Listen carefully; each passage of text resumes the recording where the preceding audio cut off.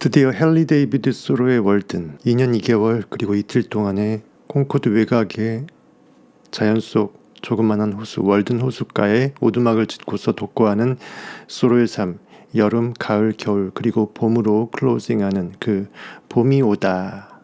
그리고 어떻게 소로가 이 책을 맺는지 그 맺은 말까지 이번 시간 마지막으로 파이널 한번 보도록 하겠습니다. 소로는 말합니다. 월든 호수는 다른 호수들보다 수심이 깊을 뿐 아니라 얼음을 녹이거나 갉아먹는 물줄기도 없기 때문에 물의 유입, 유출구가 따로 없어요. 아무래도 그 호수 밑바닥에서 지하수하고 소통이 되겠죠. 인근의 다른 호수들보다 해빙, 얼음이 녹는 그 시점 해빙이 늦게 진행되는 편이다. 얼음이 오랫동안 얼어 있을 수밖에 없다는 거죠. 물의 유동이 좀 적으니까. 대지는 살아있으며 젖꼭지 모양의 예민한 돌기로 덮여있다. 그만큼 땅은 우리가 보기에는 굳어져 있고 죽어져 있는 것처럼 보이지만 그렇지 않다라는 거죠. 대지, 자연 온 우주의 생명력, 생기라는 것은 우리의 인식의 세계에서 살아있다는 것입니다. 아무리 큰 호수라도 대기의 변화에 대해서는 온도계 속의 수은만큼 민감하다. 수은주는 오를 수밖에 없다. 내가 숲에서 살고 싶었던 이유 중의 하나는 이 봄이 오는 것을, 동토가 녹는 것을, 해빙이 찾아오는 그것을 지켜보는 여유와 기회를 갖고 싶었기 때문이다. 그 사계절의 그 찰나 중에서 겨울이 녹고 봄이 오는, 어둠이 걷히고 새벽 미명이 밝아오는, 우리의 삶이 바닥을 치고 점프해서 솟구치는, 인식이 주체가 되어서 현실을 하드캐리하는 그 삶을 딱 전환시키는 그 시점을 상징한다고 볼 것입니다. 나는 봄의 첫 징후를 놓치지 않으려고 정신을 바짝 차린다. 돌아온 철새들의 노랫소리나 줄무늬 다람쥐의 찍찍찍 거리는 소리를 들으려고 귀를 쫑긋 곤두세운다.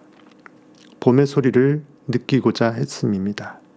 3월 13일 집바귀와 맷종다리와 개똥 집바귀의 노랫소리가 들린 뒤에도 월든 호수의 얼음은 여전히 30cm 두께를 유지하고 있었다. 3월 초가 되어서도 여전히 두꺼웠다. 자연에도 오장육부가 있다. 이 지구는 책장처럼 층층이 쌓여 있어서 주로 지질학자와 고고학자들의 연구 대상이 되는 죽은 역사의 한 조각, 현실의 그 허상 투영물, 그 한계성, 그것이 아니라 꽃과 열매보다 먼저 피어나는 이 나뭇잎 마냥 나무는 죽지 않고 살아있다라는 거죠. 꽁꽁 얼어붙었지만 살아있다. 우리 인식은 꽁꽁 얼어붙어서 욕망을 개쌍무시하고 현실에 정말 얼음처럼 얼어서 쫄고 있었지만 내 안에 인식 하나님은 진리는 살아계시다. 우리가 그를 인정할 때 그는 나를 구원한다. 나뭇잎처럼 살아있는 시다. 살아있는 시라고 표현했어요. 말하자면 지구는 죽은 화석의 대지가 아니라 살아있는 대지라는 얘기다. 지구의 위대한 중추적 생명에 비하면 모든 동식물의 생명은 기생물, 붙어서 빨아먹는 그 기생물에 불과하다. 봄이 다가오자 붉은 다람쥐 2마리가 동시에 내 집 마루 밑으로 살금살금 들어왔다. 시냇물은 봄의 찬가와 환희의 노래를 부른다.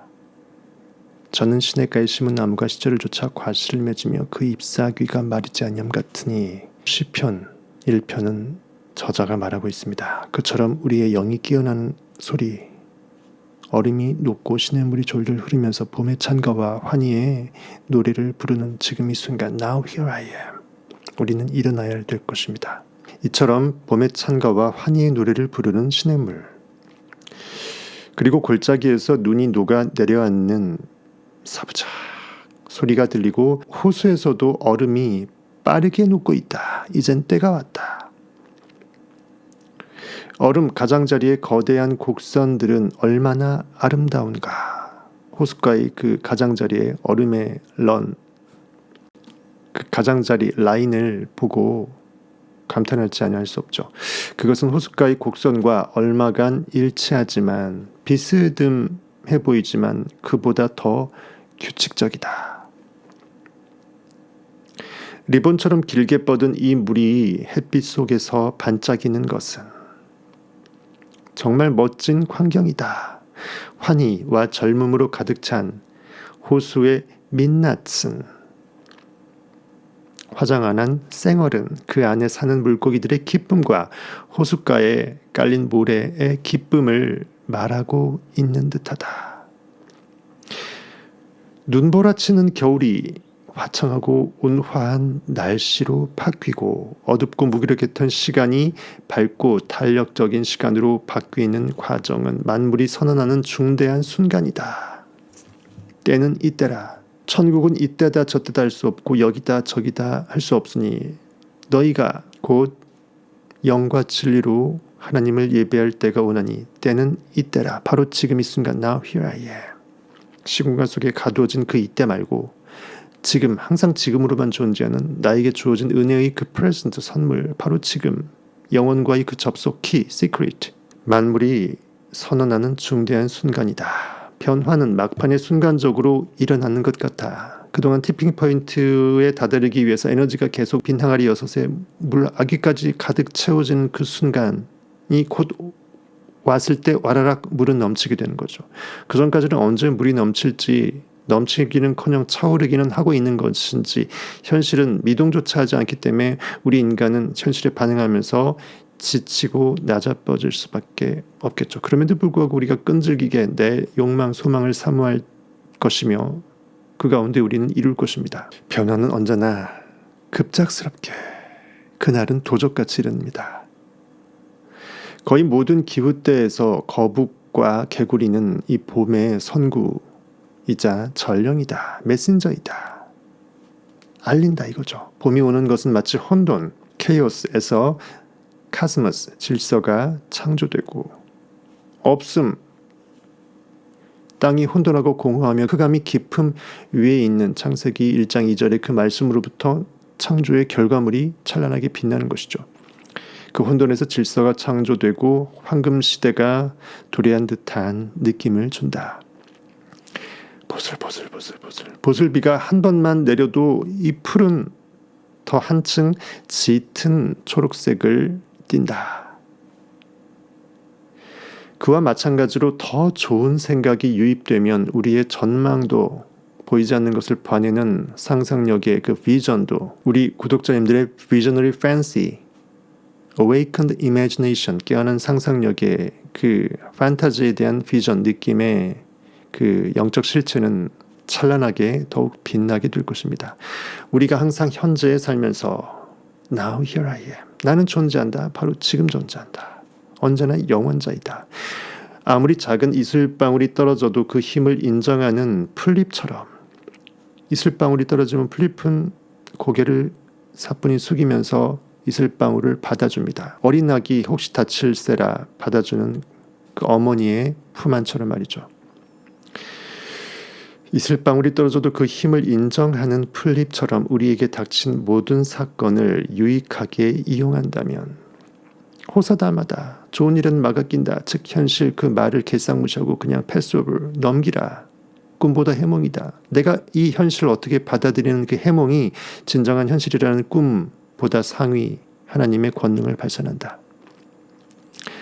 그리고 과거의 좋은 기회들을 놓친 것을 계속 아쉬워하면서 속죄하느라 시간을 보내면서 그것으로 의무를 다한 양 하지만 않는다면 개쌍무시 잊어버리고 때는 이때라. 옛것은 지나갔으니 새로운 피조물이라. 내 죄가 주홍같이 진홍같이 붉을지라도 신눈같이 양털같이 희게 이미 되었도다. 라고 지금 이 순간 내가 내 하나님의 무한 권능, 하얀 도화지 무한 캔버스를 새롭게 깔아낼 수 있다면 말이죠. 우리는 행복해질 것이다. 아니 언제나 우리는 행복을 넘어서 복 그 자체이다. 나 자신의 순수함을 되찾게 된다면 내가 누군지 Who am I? I am who I am.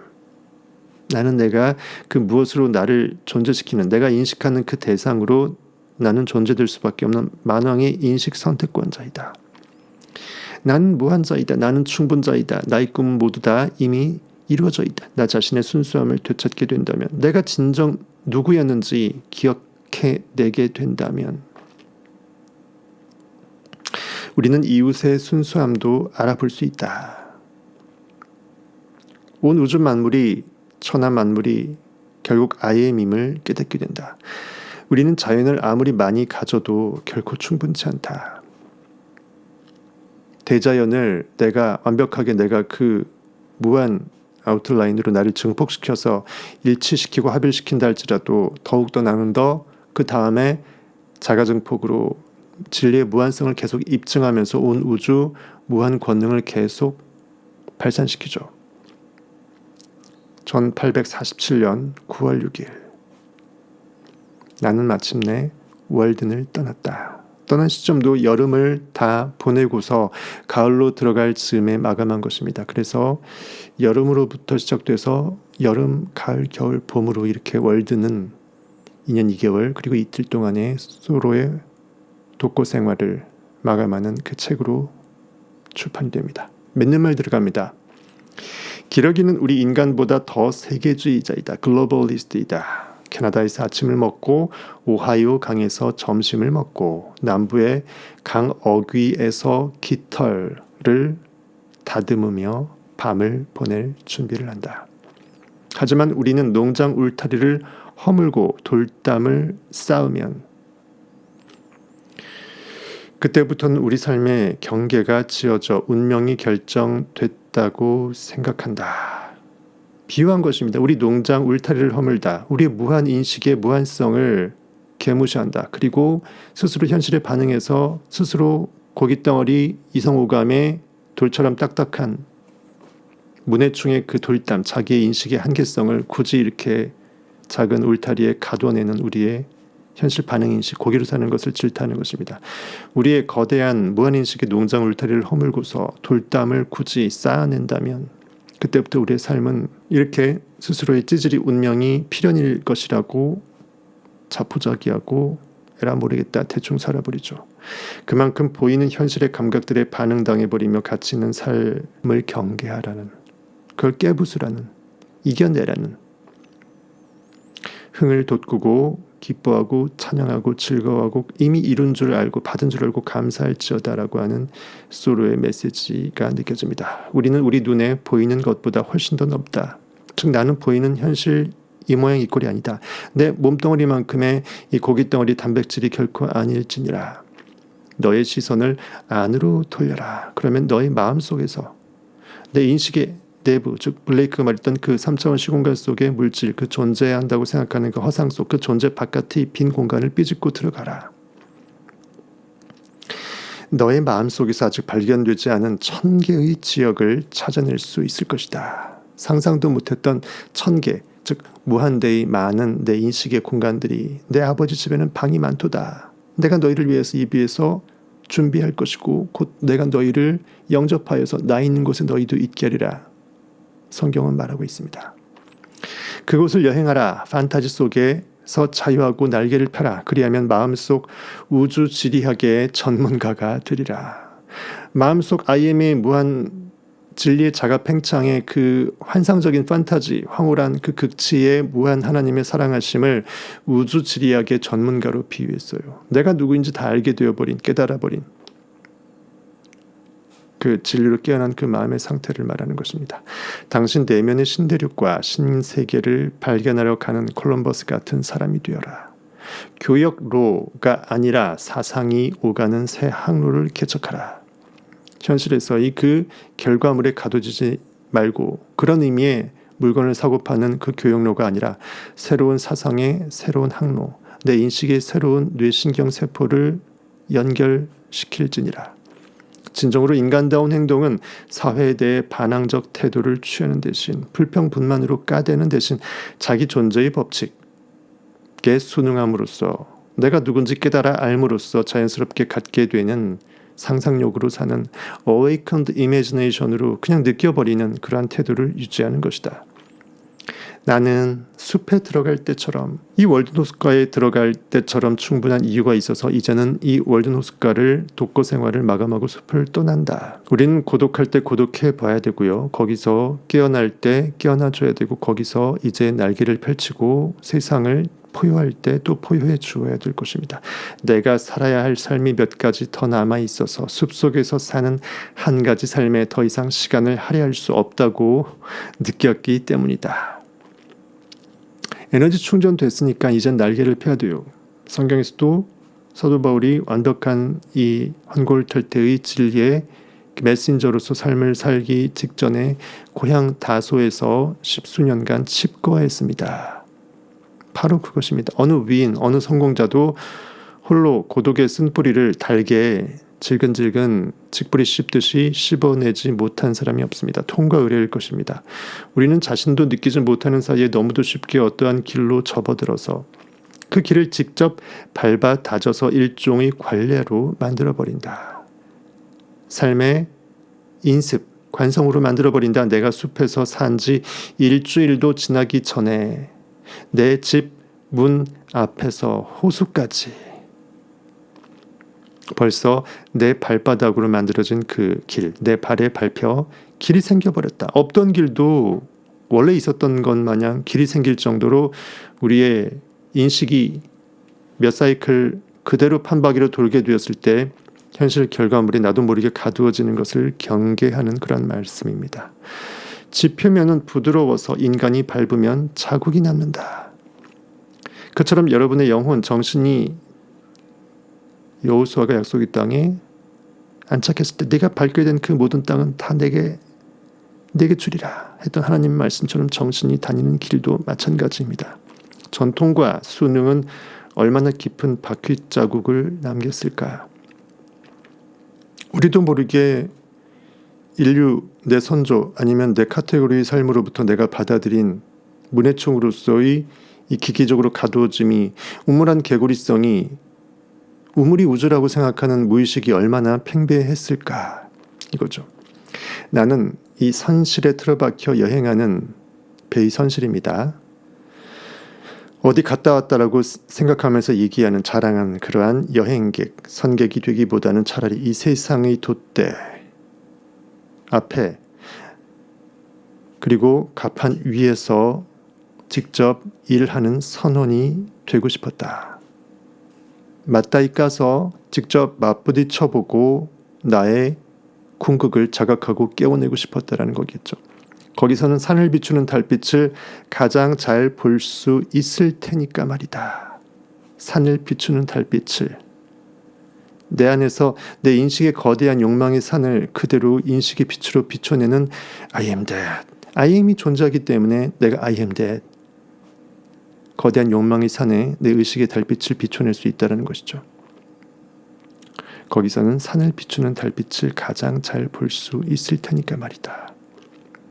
이렇게 진리자는 비유와 상징, 비의적 기법으로 내 안에서 깨어난 진리를 알 듯 모를 듯 들을 귀 있는 자만 듣도록 이렇게 말하는 것입니다. 이제 나는 갑판 및 선실로 더 이상 내려가고 싶지가 않다. 나는 체험을 통해 적어도 다음과 같은 것을 배웠다. 자신의 꿈을 향해 자신 있게 나아가고 자기가 상상해온 그 삶을 살려고 노력하면, 느낌 속에 계속 붙들고 늘어지면, 끈덕짐, 끈질김에 철면피로 붙어서 떨어지지만 않는다면, 들이대버린다면, 그렇게 자기가 상상해온 삶을 살려고 노력한다면 평소에는 기대하지 못했던 거국적, 서프라이징 그 성공을 거둘 수 있으리라는 것이다. 새롭고 보편적이며 더 진보적인 법칙이 주변과 내면에 확립되기 시작할 것이다.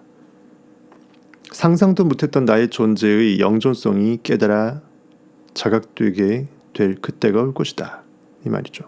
낡은 법칙은 확장되어 좀 더 진보적인 의미에서 우리에게 유일한 방향으로 해석될 것이고, 그러면 그는 더 지위가 높은 존재의 인가, 법칙의 허락, 하나님의 허락, 하나님의 선물을 받아 살아가게 될 것이다. 즉 깨달아진 그 하나님의 인식으로 전 존재의 전권으로 권리를 향유할 것이다.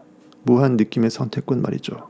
느낌은 실체이고 믿음은 바라는 것들의 실상이고 보지 못하는 것들의 증거니. 영국인과 미국인은 자기가 알아들을 수 있게 말을 해달라는 참으로 희한한 요구를 한다. 사람도 독버섯도 그렇게 해서는 제대로 자라지 못한다. 받아들이는 힘, 즉 내 인식의 수준을 깨울 생각을 안 하고 자신의 아둔한 고깃덩어리 이 철밥통 마인드에 우겨 넣어서라도 나로 알게끔 해달라고 어린아이 투정 부리듯이 한다는 거죠. 굉장히 비유적으로 일갈했습니다. 뼈 때렸어요. 안전은 우둔함 속에만 존재한다고 생각하는 듯하다. 진정한 안전은 도전 가운데 내가 무한으로 깨어남이에요. 안전이라고 착각하는 웅크림은 사실 안전이 아니고 우둔함이라는 거죠. 안전은 우둔함 속에만 존재한다고 생각하는 듯하다. 여러분들도 이런 표현을 쓸 수 있으셔야 되겠습니다. 멋지죠? 눈 가리고 아웅 아웅. 눈 감는다고 내 눈에 안 보인다고 해서 세상의 모두가 없어지는 것이 아니죠. 내가 무지하다고 해서 진리가 무지 속에 파묻혀서 사라지는 것은 아닙니다. 단지 내가 아직 못 깨어나고 모를 뿐이에요. 절대 진리는 살아있습니다. 눈 가리고 아웅. 내 눈에 안 보이고 내 귀에 들리지 않으면 마치 그 대상이 원래부터 존재하지 않는 것처럼 생각하는 아둔함을 타파할지어다. 진리에 대한 눈을 틔울지어다. 오히려 나는 내 표현이 엉뚱하지 않을까 봐 걱정이다. 멋진 표현입니다. 엉뚱하지 않고 뭔가 세상 사람들의 그 무지의 관습에 너무나 익숙하게 가두어진 익숙한 표현으로 내 인식이 가두어질까 봐 걱정이다라는 거예요. 똘끼를 잃어버리면 더 이상 또라이가 될 수 없다면 그냥 민중 대중일 뿐입니다. 다수결의 원칙으로 벼랑을 향해서 내닫는 그 무수한 양떼들의 다를 바 아니라는 것입니다. 양떼들은 눈앞 30cm 앞을 못 봅니다. 뒷공무니만 쫓아가고 벼랑으로 떨어지죠. 우리 인식이 그러하다라는 것입니다. 그 고깃덩어리 인식을 깨우라는 것이죠. 우리의 믿음과 경건함을 표현하는 말들은 명확하지는 않지만 뛰어난 자질을 가진 사람들에게는 뜻이 깊고 유향처럼 황금과 유향과 몰약, 예수 그리스도 아기 예수에게 동방 박사가 바쳤다라는 거, 황금과 유향과 몰약. 유향은 향기로운 진귀한 우리의 삶의 향기를 말하죠. 의식이 향기로울 수 있어야 된다. 언제나 기쁨 가운데 향기를 뿜어내고 향취에 젖어야 된다를 상징하는 그 유향. 존귀한 인식의 향기죠. 유향처럼 향기롭게 느껴진다.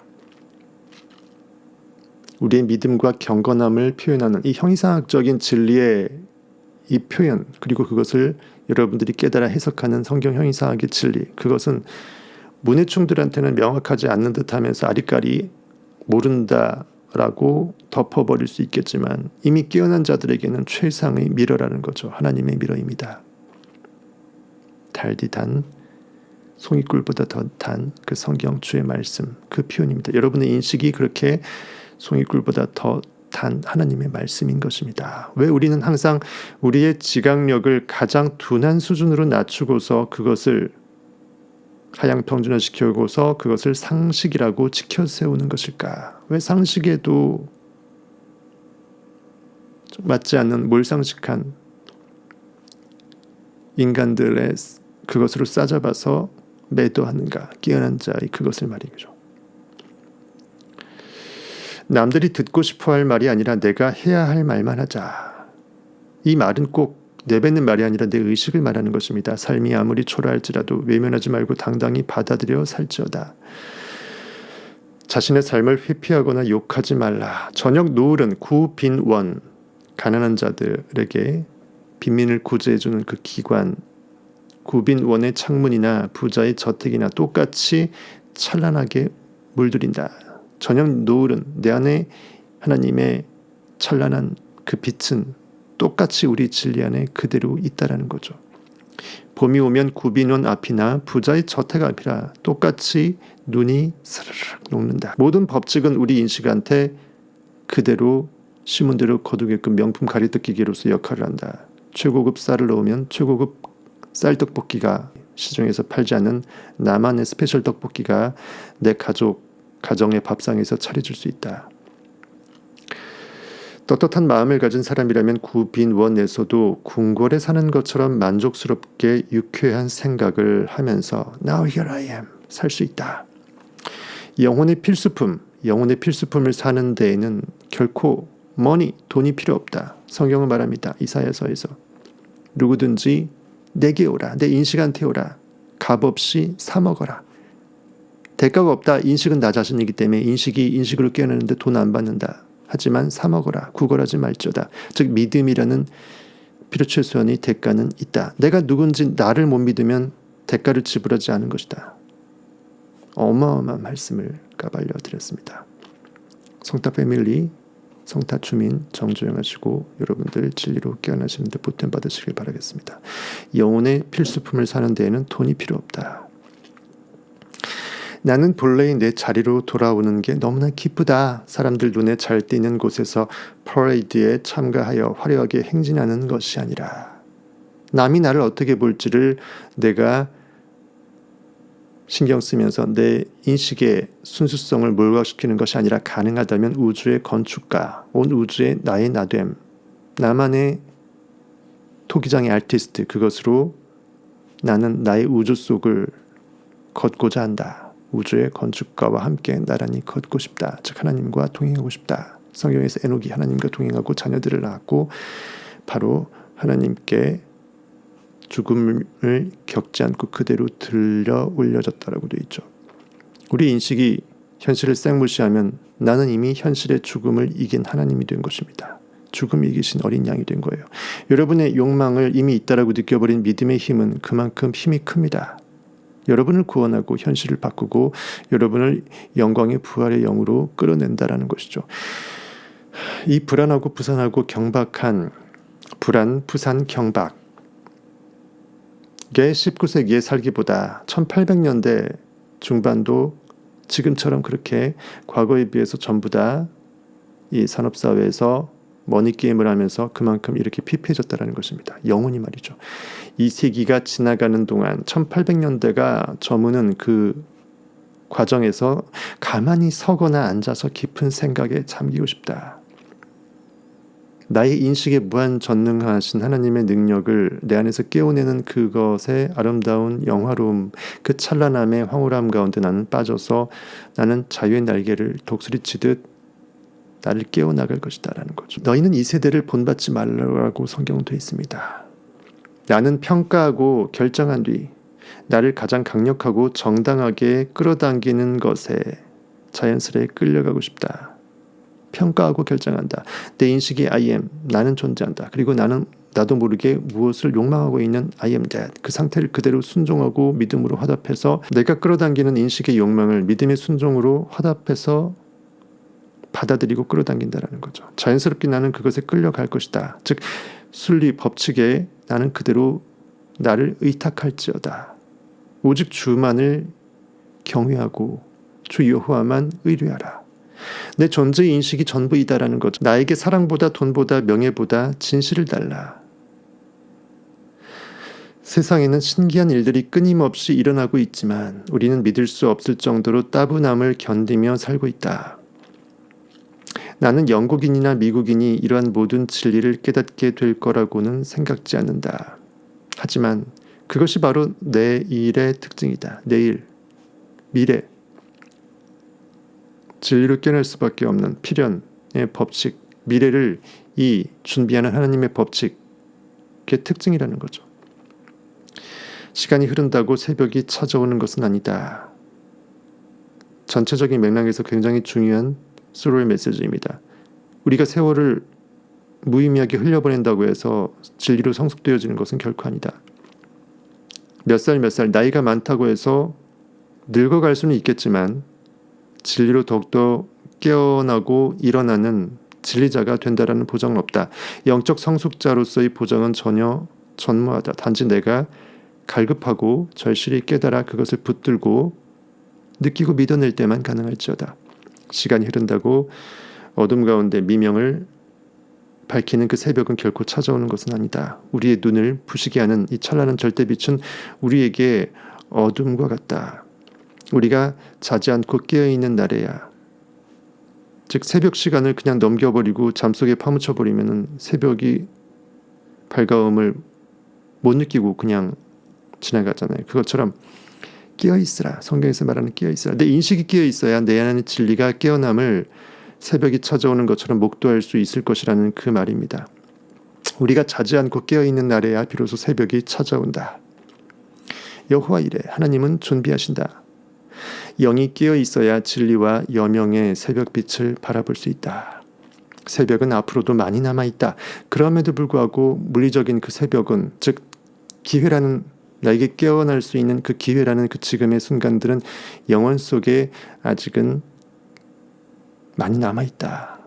즉 지나간 것에 대해서 후회 더 이상 하지 말고 지금이 가장 빠른다라는 것. 이 말로 소로는 책을 마감합니다. 태양은 아침에 뜨는 별에 지나지 않는다. 보이는 현실 시공간에서 찬란함을 발휘하는 이 태양조차도 단지 아침에 뜨는 별 중 하나에 지나지 않는다. 참 태양은 뭐다? 시간 속, 공간 속에 파묻혀서 계속 순환하는 그 물리적인 빛이 아니라 내 인식의 절대빛, 영원한 하나님의 빛이라는 것이죠. 하지만 내 안에 하나님은 언제나 영원하시고 어제도 오늘도 내일도 영원히 나와 함께하는 나 자체, 나의 의식이 것입니다. 나의 존재 그 자체인 것입니다. 이렇게 헨리 데이비드 소로의 월든을 대하 드라마로 이렇게 엮어서 여러분들과 나눠봤습니다. 너무나 귀한 영상이니까, 어디 가서도 못 듣는 영상이니까 반복해서 보시고 실제로 월든 한번 읽어보시길 바라겠습니다. 김석희님의 이 역본으로 한번 읽어보시면 괜찮을 듯합니다. 지금까지 여러분의 진리 스나이퍼 성공학 1타 강사였습니다.